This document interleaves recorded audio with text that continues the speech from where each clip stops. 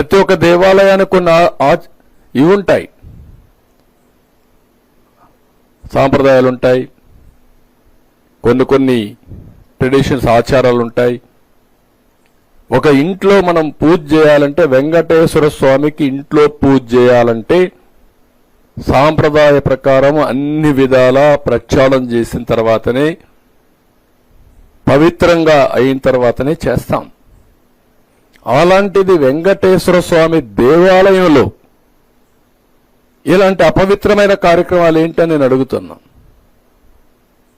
ఇలాంటి అపవిత్రమైన కార్యక్రమాలు చేసి మళ్ళా ఎదురుదాడి, ఎవరైతే టీటీడీ ఈఓ మాట్లాడుతున్నాడు, ఎక్స్-ఈఓ, టీటీడీ బోర్డు చైర్మన్, ఒక పక్క ఆయన భార్య బైబిల్ పట్టుకొని తిరుగుతూ ఉంటుంది, ఎక్కడ చూసినా ఫోటోలు వస్తున్నాయి. ఈయన మాట్లాడతాడు, మళ్ళీ ఎదురుదాడి చేస్తాడు.